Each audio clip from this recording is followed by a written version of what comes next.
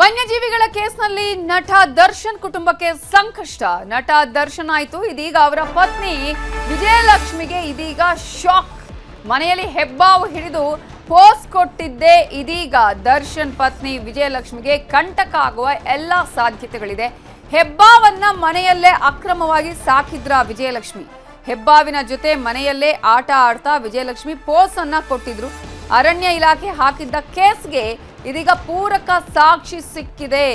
ಈಗ ಒಬ್ಬರಾದ್ಮೇಲೆ ಒಬ್ಬರಿಗೆ ಸಂಕಷ್ಟ ಬರುವ ಹಾಗೆ ಕಾಣಿಸ್ತಾ ಇದೆ. ಇಷ್ಟು ದಿನಗಳ ಕಾಲ ದರ್ಶನ್ ಯಾವ ರೀತಿಯಾಗಿ ಇದ್ರು, ಇದೀಗ ಜಾಮೀನಿನ ಮೇಲೆ ಹೊರಗಡೆ ಬಂದಿದ್ದಾರೆ. ಇಂಥ ಸಮಯದಲ್ಲಿ ಸಂಕಷ್ಟ ಕಂಪ್ಲೀಟ್ ಆಗಿ ಮುಗಿದಿದೆ ಅಂತಾನು ಕೂಡ ಹೇಳೋದಕ್ಕೆ ಚಾನ್ಸೇ ಇಲ್ಲ. ಕಾರಣ ಮತ್ತೆ ಮತ್ತೆ ಒಂದೊಂದೇ ಕೇಸ್ಗಳು ದಾಖಲಾಗ್ತಾ ಇದೆ. ಇದೀಗ ದರ್ಶನ್ ಕುಟುಂಬಕ್ಕೆ ಸಂಕಷ್ಟ ಎದುರಾಗಿದೆ. ದರ್ಶನ್ ಆಯ್ತು, ಇದೀಗ ಅವರ ಪತ್ನಿ ವಿಜಯಲಕ್ಷ್ಮಿಗೆ ಶಾಕ್. ಇದು ಮನೆಯಲ್ಲಿ ಹೆಬ್ಬಾವು ಹಿಡಿದು ಪೋಸನ್ನ ಕೊಟ್ಟಿದ್ದೇ ಇದೀಗ ಕಂಟಕ ಆಗ್ತಾ ಇದೆ. ಮನೆಯಲ್ಲೇ ಅಕ್ರಮವಾಗಿ ಹೆಬ್ಬಾವನ್ನ ಸಾಕಿದ್ರ ವಿಜಯಲಕ್ಷ್ಮಿ, ಈ ರೀತಿಯಾದಂತಹ ಒಂದು ಕೆಲಸವನ್ನ ಮಾಡಿದ್ರ ಅನ್ನುವಂತಹ ಪ್ರಶ್ನೆಗೆ ಇದೀಗ ಅರಣ್ಯ ಇಲಾಖೆಯವರಿಗೆ ಪೂರಕ ಸಾಕ್ಷಿ ಕೂಡ ಸಿಕ್ಕಿದೆ. ಕಾರಣ ಹೆಬ್ಬಾವಿನ ಜೊತೆ ಮನೆಯಲ್ಲೇ ಆಟ ಆಡ್ತಾ ವಿಜಯಲಕ್ಷ್ಮಿ ಒಂದು ಪೋಸ್ ಅನ್ನು ಕೂಡ ಕೊಟ್ಟಿದ್ರು, ಫೋಟೋಗೆ ಪೋಸ್ ಕೊಟ್ಟಿದ್ರು. ಇದೀಗ ಮನೆಯಲ್ಲೇ ಅವರು ಹೆಬ್ಬಾವನ್ನ ಸಾಕ್ತಾ ಇದ್ರು ಅನ್ನೋದಕ್ಕೆ ಅರಣ್ಯ ಇಲಾಖೆ ಹಾಕಿದಂತಹ ಕೇಸ್ಗೆ ಪೂರಕ ಸಾಕ್ಷಿ ಕೂಡ ಲಭ್ಯ ಆಗಿದೆ.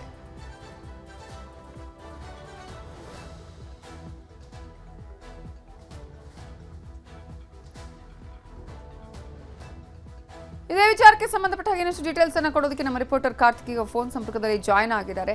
ಇದೀಗ ಒಂದ್ ಕಡೆ ನಟ ದರ್ಶನ್ಗೆ ಸಂಕಷ್ಟ ಆದ್ರೆ ಈಗ ಅವರ ವಿರುದ್ಧ ಕೂಡ ಈಗಾಗಲೇ ವನ್ಯಜೀವಿ ಕಾಯ್ದೆಯಡಿ ಪ್ರಕರಣವನ್ನ ದಾಖಲಿಸಲಾಗಿತ್ತು. ವಿಜಯಲಕ್ಷ್ಮಿ ಅವರ ವಿರುದ್ಧವೂ ಕೂಡ ಆಗಿತ್ತು. ಇದೀಗ ಈ ಹೆಬ್ಬಾವು ವಿಚಾರಕ್ಕೆ ಸಂಬಂಧಪಟ್ಟ ಹಾಗೆ ಏನೆಲ್ಲ ಪೂರಕ ಸಾಕ್ಷಿಗಳು ಲಭ್ಯ ಆಗಿದೆ?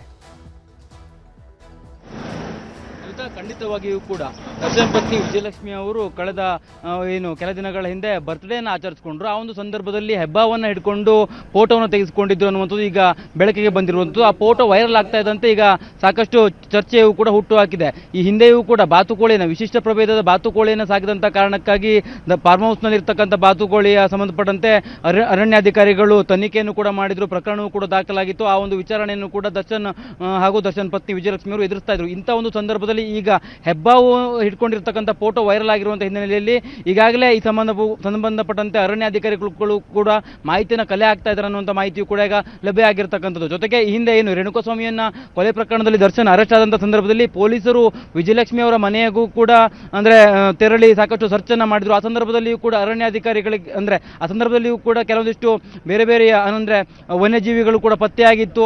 ಅದಕ್ಕೆ ಸಂಬಂಧಪಟ್ಟಂತೆ ಪೊಲೀಸರು ಅರಣ್ಯಾಧಿಕಾರಿಗಳಿಗೆ ಪತ್ರವನ್ನು ಕೂಡ ಬರೆದಿದ್ರು. ಅದಾದ ನಂತರದಲ್ಲಿ ಅರಣ್ಯಾಧಿಕಾರಿಗಳು ವಿಜಯಲಕ್ಷ್ಮಿ ಅವರ ಮನೆಯನ್ನ ಸರ್ಚ್ ಮಾಡಿದಂಥ ಸಂದರ್ಭದಲ್ಲಿ ಅದ್ಯಾವುದು ಕೂಡ ಪತ್ತೆ ಆಗಿರಲಿಲ್ಲ ಅನ್ನುವಂಥ ಮಾಹಿತಿಯು ಕೂಡ ಲಭ್ಯ ಆಗಿತ್ತು.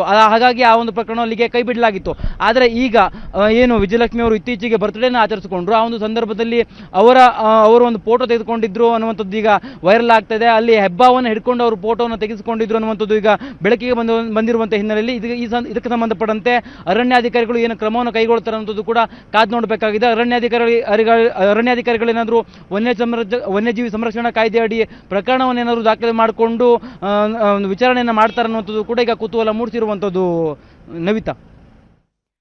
ಓಕೆ ಕಾರ್ತಿಕ್, ಇದೀಗ ಈ ಒಂದು ವಿಚಾರಕ್ಕೆ ಸಂಬಂಧಪಟ್ಟ ಹಾಗೆ ಒಂದ್ ಕಡೆ ನಾವು ಗಮನಿಸ್ತಾ ಇದ್ವಿ, ಮೊನ್ನೆ ದರ್ಶನ್ ಹಾಗೆ ವಿಜಯಲಕ್ಷ್ಮಿ ಇಬ್ಬರಿಗೂ ಕೂಡ ಇಂತಹ ಒಂದು ಸಂಕಷ್ಟ ಎದುರಾಗಿತ್ತು. ಒಂದಾದ್ಮೇಲೆ ಒಂದಾದ ರೀತಿಯಲ್ಲೇ ಇದೀಗ ಇಡೀ ಕುಟುಂಬಕ್ಕೆ ಸಂಕಷ್ಟಗಳು ಎದುರಾಗ್ತಾ ಇರುವ ಹಾಗೆ ಕಾಣಿಸ್ತಾ ಇದೆ ಅಂತ ಹೇಳಿ. ಖಂಡಿತ ನವಿತಾ, ರೇಣುಕಾಸ್ವಾಮಿ ಕೊಲೆ ಪ್ರಕರಣದಲ್ಲಿ ದರ್ಶನ್ ಬೇಲ್ ಮೇಲೆ ಆಚೆ ಇದ್ದಾರೆ ಒಂದು ಕಡೆ, ಆದರೆ ಇನ್ನೊಂದು ಕಡೆ ವನ್ಯಜೀವಿ ಸಂರಕ್ಷಣಾ ಕಾಯ್ದೆ ಅಡಿಯೂ ಕೂಡ ಅವರು ಪ್ರಕರಣವನ್ನು ಎದುರಿಸ್ತಾ ಇದ್ದಾರೆ.